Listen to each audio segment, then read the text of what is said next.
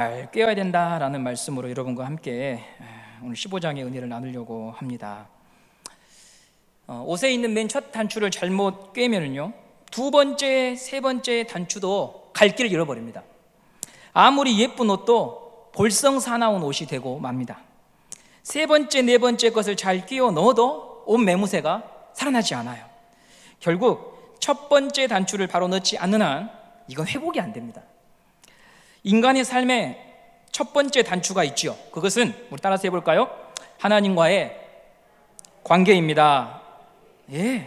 하나님과의 관계는 사람이 살아감에 있어서 제일 먼저 맺게 되는 관계입니다. 응애하며 세상 빛을 본 신생아는 부모와 가장 먼저 관계를 맺고 삶을 시작하지요. 그리고 이 부모와 맺은 관계는 아이의 삶에 지대한 영향을 줍니다. 아이와 부모가 어떤 관계를 맺고 있는가에 따라서 아이가 세상을 바라보는 방식, 가치관, 인생관이 달라집니다. 성품이 달라집니다. 부모로부터 따뜻한 사랑과 돌봄을 받으면 자신을 가치 있게 여기죠. 세상을 살만한 곳이라고 여깁니다. 반대로 부모님으로부터 학대받은 친구들은 자존감이 낮고 시한폭탄 같은 상처를 안고 살면서 그것을 자기 자녀들한테 때로는 되풀이하기도 합니다. 이처럼 부모와 어떤 관계를 맺었는가 하는 것은 자라나는 자녀의 인생관에 지대한 영향을 줍니다. 신생아가 육적으로 부모와의 관계를 첫 출발로 시작하듯이 영적으로는 모든 인간은 창조주이신 하나님과 관계를 맺고 간다는 것이 성경의 증언입니다.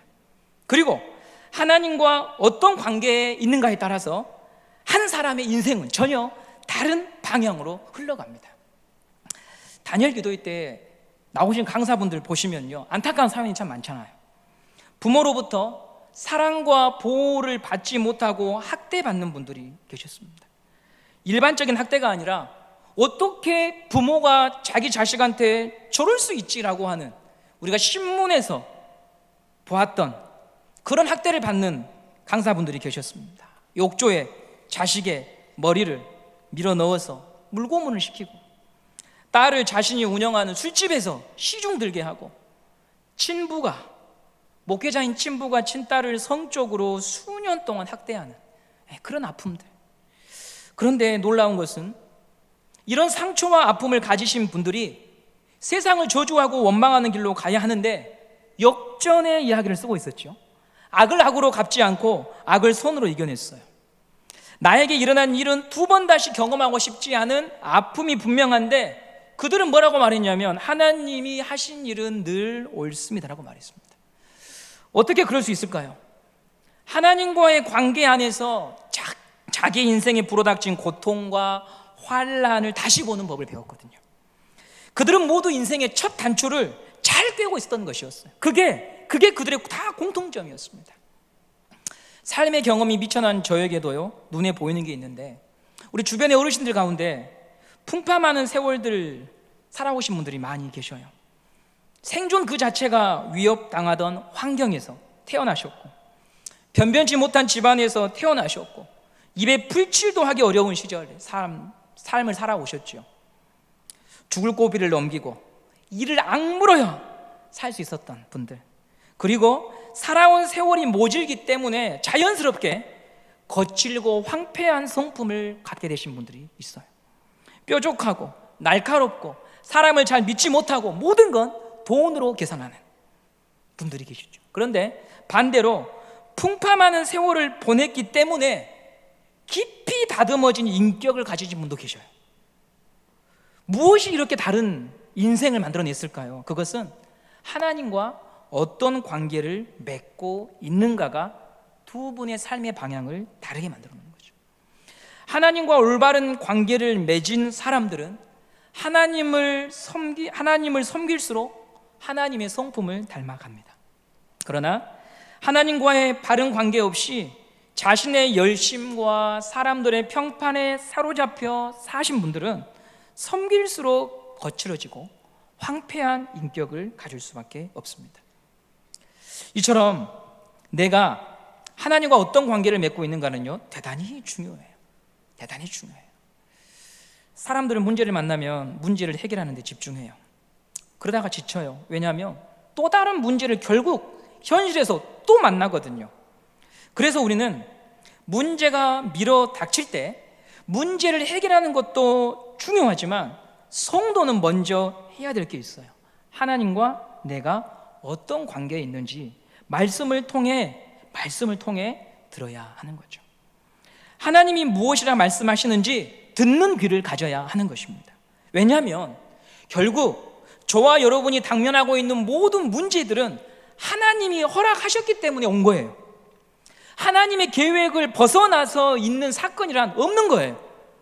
내가 부정하고 싶고 밀어내고 싶은 지금 현실도 하나님이 결국 허락하셔서 나에게 온 것이기 때문에 하나님의 말씀을 듣는 것이 무엇보다 중요하다고 하는 것이죠. 이 시각을 놓치면 신앙생활에도 사람과 싸우다가 인생을 끝내고 말 수밖에 없잖아요. 세상이 얼마나 추하고 더러운가만 말하다가 늙게 될 거예요. 가족과 싸우고 친구와 싸우고 교우와 싸우다가 인생을 허비하게 될 거예요. 그래서 우리는 마음을 다르게 먹어야 돼요. 믿음을 가졌다고 하는 것은 눈에 보이는 것이 다가 아니라 보이지 않는 영적 세계가 있고 그 속에 하나님이 분명히 무엇이라고 말씀하시며 인도하시는 뜻이 있다는 것, 그걸 우리가 찾아내려고 하는 것이죠. 오늘 저나 여러분이나 내 스스로 어떻게 해볼 수 없는 삶의 한계와 어려움이 다 있어요. 만사 형통하는 가운데 신난다 하며 이 자리에 오신 분들 없어요. 나만 느끼는 아픔이 있어요. 나만 겪는 외로움이 있어요. 그런데 우리가 왜 그런 현실 속에서 이 자리에 모였습니까? 결국 하나님 안에서 이 모든 것이 하나님 안에서는 내게 선이 될 것을 믿고 나온 거예요. 믿으십니까? 믿어서 나온 분도 계시지만 믿으려고 나온 분도 계실 거예요. 믿음이 있어서 나온 분도 계시지만 믿음을 갖고 싶어서 이 자리에 나온 거예요. 주신 자도 여호와시고 취하신 자도 여호와이시며 그분의 성품이 선하고 의로우시기에 취하신 것이 마음 아프지만 그것을 내게서 취하신 그분이 그 사건이 너무나 힘들지만 나를 결코 고아와 같이 내버려 두지 않으시고 돌봐주실 것을 믿기 때문에 우리가 오늘 이 자리에 나온 것입니다. 하나님을 만나야 인생에 답이 있고 말씀을 들어야 살기 때문에 오늘 이 자리에 오신 줄 믿습니다. 그러므로 오늘 예배를 통해서 두 번째 단추를 어떻게 끼우고 세 번째 단추를 어떻게 끼워야 되는가, 여기에 마음을 두지 마시고 첫 번째 단추인 하나님과의 관계를 어떻게 내가 설정해야 되고 회복해야 되는가, 이것에 여러분의 영혼이 모든 관심이 있기를 간절히 소망합니다. 사울은 첫 단추를 완전히 잘못 끼웠습니다. 사울을 움직이는 힘은요, 하나님이 아니었다는 거죠. 사울을 움직이는 힘은 자리에 대한 욕심, 두 번째는 사람의 평판과 인기, 세 번째는 탐심입니다. 이 세 가지가 15장에 다 나와 있어요. 오늘 사무엘상 15장 12절 말씀을 보도록 하겠습니다. 사무엘상 15장 12절입니다. 시작.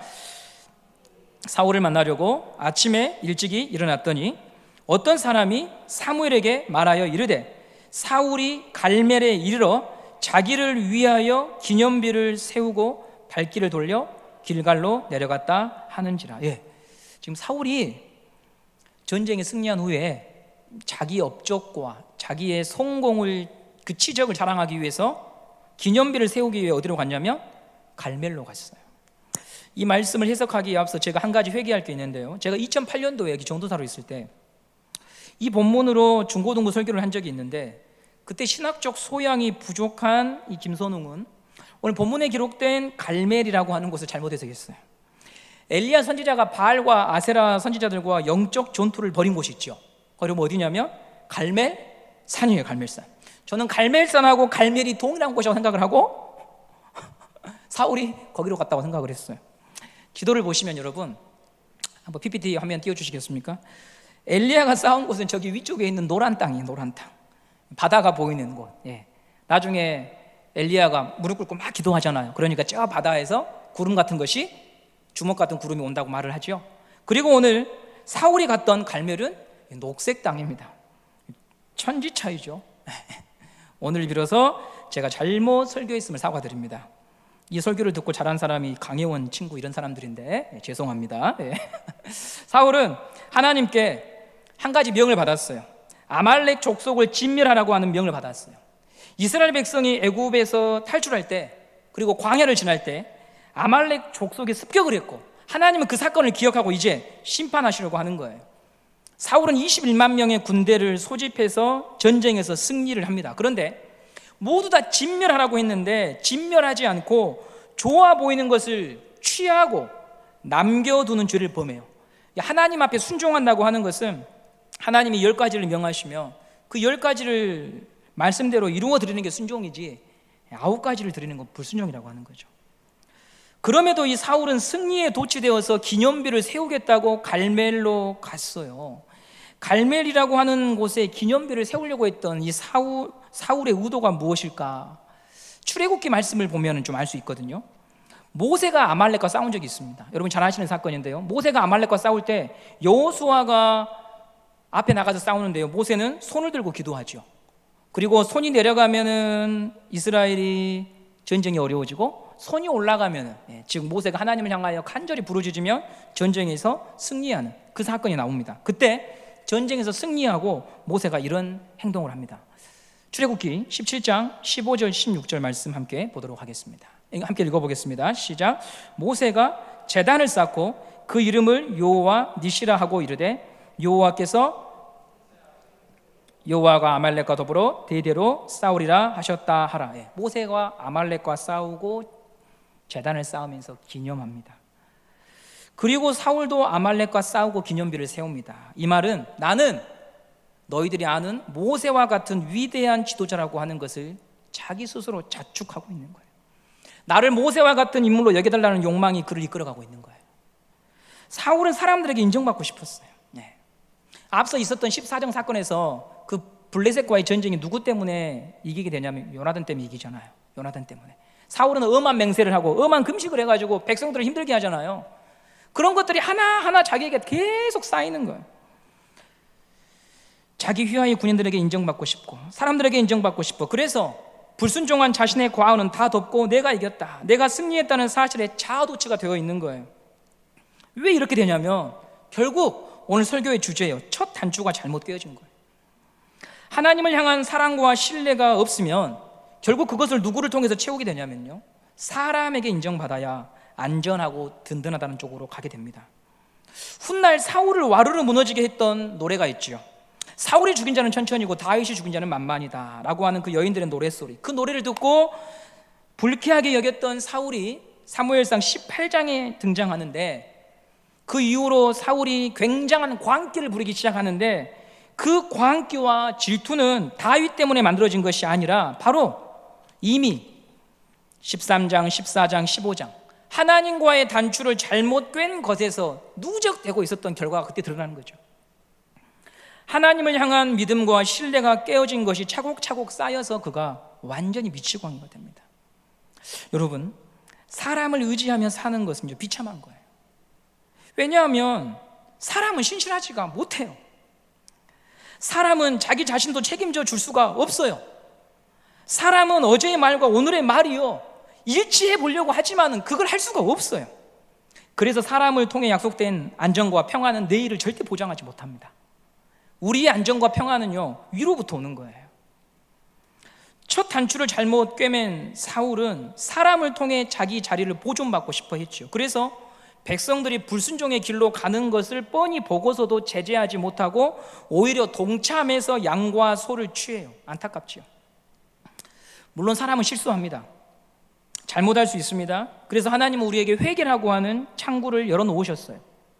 아직 우리가 부활의 몸이 아니고 영생의 몸이 아니기 때문에 죄에 넘어져요. 욕심에 사로잡혀요. 실수해요. 넘지 말아야 될 선을 넘기도 해요. 그래서 하나님은 인간의 연약함을 아시고 회개라고 하는 은혜의 통로를 열어두셨어요. 그런데 사울은 정말 심각한 상황에 있어요. 하나님께서 사무엘을 통해서 사울이 지은 죄가 무엇인지 조목조목 알려주어도 사울은 아파하는 모습이 없고 애통하는 모습이 없고 오히려 따박따박 변명을 하고 있어요. 그리고 책임을 떠넘겨요. 사무엘상 15장 20절 말씀을 보도록 하겠습니다.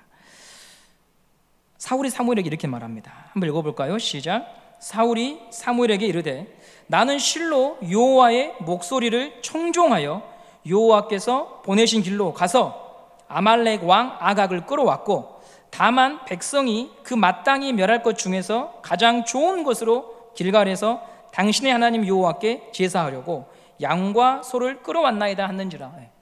사울이 사무엘의 책망을 듣고 잘못했습니다, 제가 욕심을 부렸네요, 이렇게 나가는 게 아니고요, 제가 가서 아말렉과 싸우지 않았습니까? 이렇게 먼저 나갑니다. 내가 애써서 아말렉하고 전쟁에서 이겼지 않습니까? 자기가 순종한 것처럼 보이는 것을 전면에 내세우면서 하나님의 말씀을 들으려고 하지 않아요. 말씀이 들어갈 공간이 없어요. 그리고 책임을 떠넘겨요. 내가 한 것이 아니고 백성들이 그렇게 했습니다, 이렇게 말하잖아요. 그런데 사무엘상 15장 9절 말씀을 보시면 성경은 명확하게 사울의 죄라고 기록을 합니다. 15장 9절 말씀 한번 보도록 하겠습니다. 9절입니다. 시작.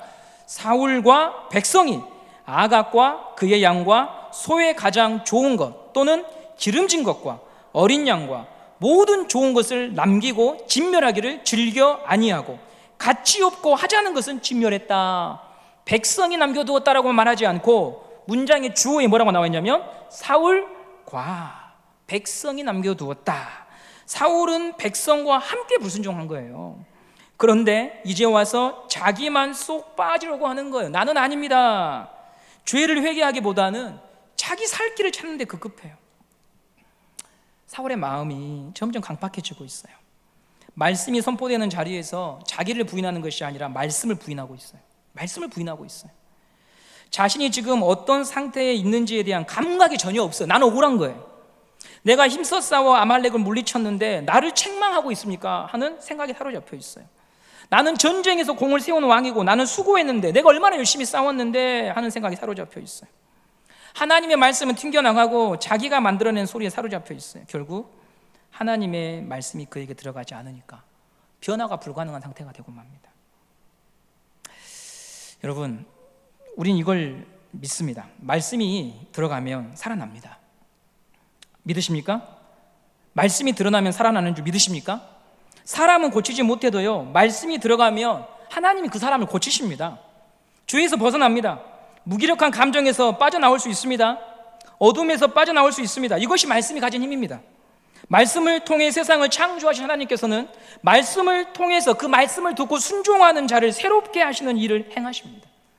예수님이 요한복음 5장 24절 25절에서 이렇게 말씀하셨습니다. 요한복음 5장 24절 25절입니다. 한번 읽어볼까요? 시작.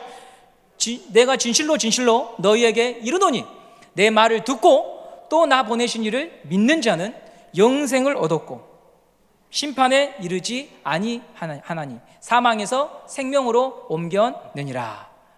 진실로 진실로 너희에게 이르노니 죽은 자들이 하나님의 아들의 음성을 들을 때가 오나니 곧 이때라. 듣는 자는 살아나리라. 아멘. 주님의 음성을 듣는 자는요, 살아납니다. 절망과 자책과 무기력, 자학에서 빠져나오게 하십니다. 여러분에게 이 말씀이 들리는 복이 있기를 간절히 소망합니다. 여러분이 친밀하게 교제하는 그 분들 속에 말씀이 있는 교제가 되기를 간절히 바랍니다. 교인들 만난다고 다 좋은 교제가 아니에요, 여러분. 그 안에 하나님의 말씀이 우리를 움직여야 살 수가 있는 거예요. 사울은 왕으로 세움을 받은 이후에 참 엉터리 인생이 되고 맙니다. 점점 더 하나님과 멀어졌어요. 물론 그가요, 외적으로 볼 때 암몬과 싸워 이깁니다. 블레셋과 싸워 이긴 전적도 있습니다. 자신의 주위에 이스라엘 사람 중 용맹한 자들이 모여들었습니다. 그를 위해 충성한 사람도 있었습니다. 표면적으로 볼 때 성과도 있습니다. 왕국도 모습을 갖춰가고 사울을 인정한 사람도 있겠죠. 그러나 하나님의 평가가 달랐다는 거죠. 왜요? 첫 단추가 잘못 깨져 있습니까? 15장 11절 말씀, 하나님의 평가를 보시기 바랍니다. 15장 11절입니다. 시작. 내가 사울을 왕으로 세운 것을 후회하노니 그가 돌이켜서 나를 따르지 아니하며 내 명령을 행하지 아니하였음이니라 하신지라. 그의 외적인 성과와 상관없이 하나님의 평가는 후회였습니다. 하나님이 큰 슬픔에 잠기셨습니다. 하나님이 탄식합니다. 저는 이 구절을 보면서요, 이런 생각을 해요. 사울이 참 잘못했네. 그 생각보다 제게 다가온 의미는 어떤 거였냐면, 하나님이 사람을 참 사랑하신다는 거죠. 하나님이 사람을 참 아끼신다는 거예요. 창조주 하나님이 후회하시고 마음 아파하실 정도로 하나님은 한 사람을 향한 기대를 가지고 계시고 소중하게 여기신다. 이게 느껴진 거예요. 그것도 의인이 아니라 죄인을 향해서. 저희 집을 혼란과 혼돈으로 몰고 가는 물건이 있는데요, 저녁마다. 블럭이에요, 블럭. 아시죠? 아이들 장난감. 이 블럭이 작은 것도 있고 큰 것도 있고, 성도님들이 아이들 키우시다가 사용하지 않는 것 이렇게 주신 것도 있고 해가지고 저희 집에 블럭이 굉장히 많아요. 이거 한번 늘어놓으면 골치 아프거든요. 무심코 걷다가 밟으면 아이고야 얼마나 아픈지 몰라요. 창조주에게 사람이란 존재는요, 어쩌면 이 블록 같은 거예요. 블록 같은 거. 하나 없다고 뭐 하나님 나라에 크게 손실되는 게 아니에요. 흔한 거예요. 하나님 또 만드시면 되잖아요. 마음에 들지 않으면 치우시면 되잖아요. 그런데 하나님이 뭐라고 말씀하시냐면, 내가 후회한다, 내가 탄식한다, 내가 아프다. 왜지요? 사랑하기 때문에, 기대하기 때문에, 존중하시기 때문에 이것이 제 마음에 감동이 되었어요. 그저 사울이 못났다, 사울은 망했구나, 이것이 성경의 주제가 아니라 그런 사울을 향해서 하나님이 어떤 마음을 가지고 계시는가를 우리가 봐야 되는 거예요. 사울에게 오늘 15장에서 사무엘을 보내신 이유가 뭐예요? 당장에 사울의 목숨을 빼앗아 가지 않으시고 사무엘을 보내신 이유는 하나잖아요. 회개해, 돌이켜, 돌아와 라고 하는 하나님의 깊은 사랑이 담겨 있는 거예요. 오늘 우리에게도 동일한 사랑으로 찾아오고 계십니다. 하나님의 자비가 지금 이 시간에도 우리들에게 부어지고 있는 거예요. 하나님의 오래 참으심이 우리에게 허락되고 있는 것입니다. 그럼 우리는 어떻게 하면 됩니까? 하나님의 말씀을 듣고 아멘 하면 되는 거예요. 하나님, 저 때문에 아프시지요? 죄송합니다. 저 때문에 슬프시지요? 죄송합니다 하고 우리가 진심으로 뉘우치면 되는 거예요. 체면과 위신과 내 자존심 상한 것에 매여 있지 말고 하나님의 슬픔과 하나님의 탄식을 들으면 살 수가 있는 거예요. 하나님이 슬퍼하고 계신 것이 우리 마음에 보여야 해요. 교회를 보실 때, 세상을 보실 때, 나를 보실 때 아파하시는 하나님의 음성이 들려야 하는 거예요. 교회가 이럴 수 있어? 너가 나한테 이럴 수 있어만 보이면 우리는 살 수가 없어요. 억울해요. 죽고 싶어요. 슬퍼요. 그러나 하나님이 이런 모습을 보고 얼마나 아파하실까? 하나님이 교회를 보시고 얼마나 힘드실까? 하나님이 자기 아들을 십자가에서 버리시고 세우신 교회가 이럴 때마다 하나님은 얼마나 힘이 드실까라고 하는 것이 우리 마음에 들릴 때 우리가 사울의 길을 벗어난 삶을 살아가고 있는 것이 아니겠습니까? 오늘 혹시 사울의 모습에서 나를 보고 있다면, 사울의 모습에서 내가 보인다면 그건 하나님의 은혜입니다. 왜냐하면 버린 자들은 들을 수가 없거든요. 심판이 예정된 자들은 들리지가 않거든요. 그런데 사울의 모습에서 나를 보게 되고 나의 연약함과 허물을 본다는 것은 그는 적어도 영적인 감각이 있는 자이고 하나님의 은혜가 베풀어지고 있는 자라고 하기 때문에 그는 살아있는 자죠. 하나님, 저도 사울보다 나을 것이 없어요. 나의 체면과 위신에는 민감하지만 하나님의 슬픔과 탄식을 보지를 못하고 삽니다. 나의 마음을 고치소서. 영적인 규머거리로 살지 않게 해 주십시오. 이것이 저와 여러분의 기도가 되기를 간절히 바랍니다. 마지막으로 하나님의 탄식과 하나님의 음성에 귀를 기울인다고 하는 것이 무엇인지에 대해서 한 가지만 말씀하고 마칠게요. 사무엘 상하를 비롯해서 열왕기 상하의 중심에 흐르는 질문이 있어요. 그건 뭐냐면, 누가 너의 왕이니? 누가 너의 왕이야? 그걸 묻는 거거든요. 누가 너의 왕이니? 그러면 사람들은 다 말해요. 하나님이 왕이시지요. 하나님 왕 아닙니까? 그런데 하나님이 나의 왕이라고 하는 고백은 입술의 고백으로 완성되는 게 아니고요, 단지 아는 거로 완성되는 게 아니고요, 그분의 말씀을 듣고 그 말씀이 우리 삶의 결론이 될 때 하나님이 나의 왕이라고 하는 고백이 완성이 된다는 거죠. 사울도 머리로는 알고 있었어요. 사무엘상 15장 21절, 우리 마지막 말씀 한번 보겠습니다. 사무엘상 15장 21절입니다.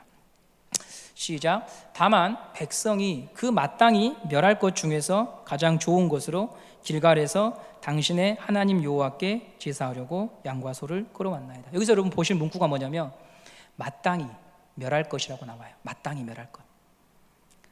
다만 백성이 그 마땅히 멸할 것, 사울 자신이 남겨놓은 양과 소는 마땅히 멸하고 없애야 된다고 하는 것을 그가 알았어요. 모르는 것이 아니에요. 그런데 아는 것과 삶은 다른 거죠.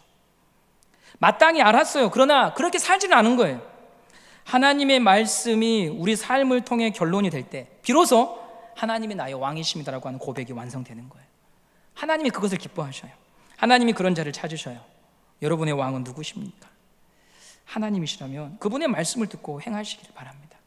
그분의 말씀을 아멘으로 받고 붙잡고 사시기를 바랍니다.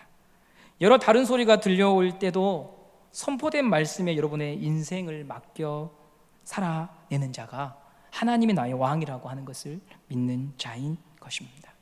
오늘 여러분의 마음의 심령에 하나님이 우리에게 말씀하신 것들이 들려졌다면 그것을 여러분 붙잡고 꼭 살아가십시오. 주일날 강단을 통하여서 여호와께만 소망을 둬라.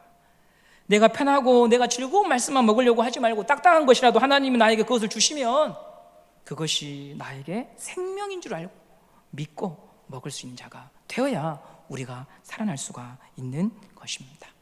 여러분, 우리가 평생에 첫 단추를 잘 꿰고 삽시다. 아침에 여러분 옷 매무새 이렇게 단정하실 때 먼지도 털고 하실 때 항상 단추 보시면서 하나님, 오늘도 제가 첫 단추 잘 꿰고 살겠습니다, 이렇게 고백하는 성도님 되시길 바랍니다. 그러면 하나님이요 우리를 통하여 일하실 것입니다. 우리를 도우실 것입니다.